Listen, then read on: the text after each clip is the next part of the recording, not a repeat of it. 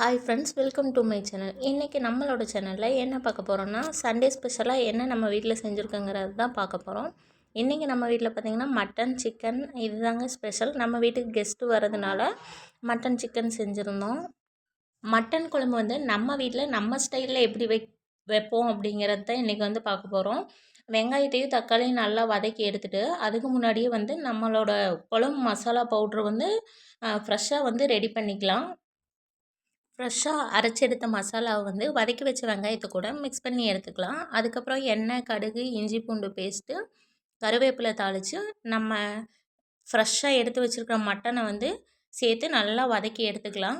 கறியை வந்து வதக்கும் போது வந்து உப்பு சேர்த்துக்கிட்டோம்னா நல்லா இறங்கி மட்டனுக்குள்ளே வந்து நல்லா இறங்கி வேகும். ஸோ உப்பு வந்து நல்லா உப்பு கறி மாதிரி நல்லா வந்து உப்பு வந்து சூப்பராக உரைச்சிட்டு நல்லாயிருக்கும். அதுக்கப்புறம் மஞ்சத்தூள் சேர்த்து விட்டு நல்லா வதக்கி எடுத்துக்கலாம். அதுக்கப்புறம் நம்ம அரைச்சி வச்சுருக்கிற மிளகாய் சாந்தை வந்து ஆட் பண்ணிவிட்டு நல்லா மிக்ஸ் பண்ணி விட்டுக்கலாம். மட்டன் மசாலா தூள் வந்து சேர்த்துக்கலாம். இப்போது நம்மளோட குக்கர் வந்து மூடி வச்சிடலாம். கிட்டத்தட்ட ஒரு 5-6 விசில். நல்லா இலை ஆட்டுக்கறியாக இருந்தால் ஒரு 4 விசில் விட்டால் போதும். இல்லைன்னா இன்னும் 2 விசில் சேர்த்து விட்டு குழம்பு வந்து ரெடியாகி சூப்பராக வந்துடும்.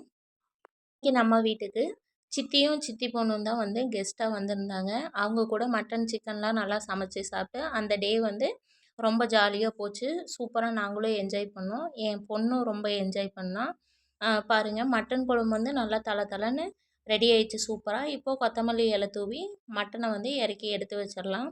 அதுக்கப்புறம் சைடு பை சைடு பார்த்திங்கன்னா வந்து நம்ம வீட்டில் சூப்பரான சிக்கன் கிரேவியும் வந்து ரெடி ஆகிட்டு இருந்துச்சு.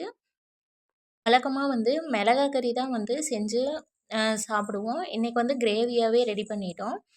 ப்ளஸ் அது கூட பார்த்திங்கன்னா குழம்பு தனியாக எடுத்து வச்சுட்டு மட்டனையும் எடுத்து வந்து வறுவல் மாதிரி செஞ்சுட்டேன். அதுக்கு வெங்காயம், கருவேப்பிலை, வரமிளகாய் தாளித்து கொஞ்சம் மட்டன் குழம்பு ஊற்றி அது கூட வந்து மட்டன் மசாலா, தேவையான அளவுக்கு சால்ட்டு இதெல்லாம் போட்டு நல்லா வதக்கி விட்டுட்டு அந்த மசாலா நல்லா சேர்ந்து குழம்பு கூட வந்து காரம் கொஞ்சம் சுருக்குன்னு நமக்கு இருக்கும்.